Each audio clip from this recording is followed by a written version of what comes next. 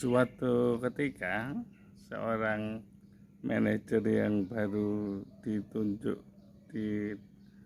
menjadi seorang manajer di sebuah perusahaan besar itu merasa kebingungan karena anak buahnya pada konflik satu dengan yang lainnya.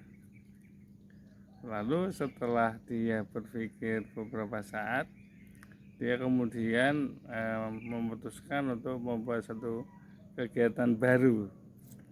Dia memesan makanan setiap hari Rabu siang dan dia mengundang anak buahnya itu untuk makan bersama.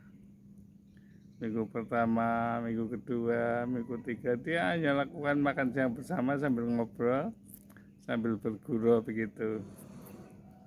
Nah, setelah situasinya nyaman, kemudian dia menambah kegiatannya. Dia mengajak anak buahnya untuk mengkritik apa yang kurang dari perusahaan itu, termasuk dari masing-masing teman-temannya. Nah, mereka boleh mengkritik dengan syarat semua kritikan itu harus diterima dengan kepala dingin, tidak boleh dijawab, tidak boleh dibantah, hanya boleh dicatat untuk diperbaiki bersama-sama, saling membantu memperbaiki kekurangan itu demi perusahaan. Minggu keempat, kelima, dan seterusnya mereka saling mengkritik satu sama lain, menyampaikan kekurangan teman-temannya satu sama lain. Semua bicara, termasuk manajernya itu juga dikritik dan dia terima tanpa dengan beri jawaban, hanya membuat catatan apa yang harus dilakukan setiap minggu itu. Terus berlangsung. Lama-lama anak buahnya itu mengatakan begini, Pak itu sudah baik sekarang, semua sudah baik, yang kurang-kurang sudah kita perbaiki.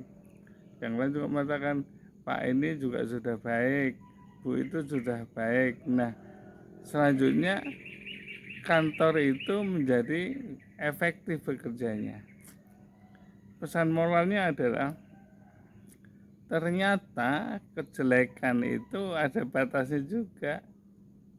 Kalau kejelekan itu dikeluarkan dengan kepala dingin tanpa ditanggapi dengan kemarahan, lama-lama akan muncul solusi juga. Sehingga mereka mengeluarkan semua kejelekan-kejelekan teman yang akhirnya selesai permasalahannya tanpa dengan konflik. Pesan kedua, kenyamanan hati itu juga penting dalam satu kantor, satu organisasi. Jadi kalau orangnya sudah pada nyaman, pada enak, makan bareng nyaman, bergurau sana sini nyaman, melakukan kritik pun juga tidak terlalu keras. Ada batas-batas yang dia jaga supaya tidak menyinggung, dan yang dikritik pun juga tidak merasa tersinggung karena kritikan yang membangun dan bahasanya santun.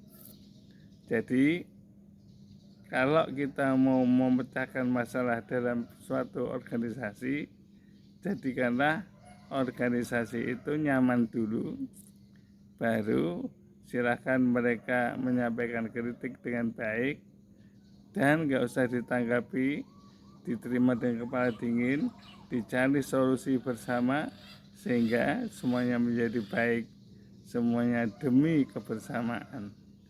Ingat, semua ada batasnya dan semua ada solusinya.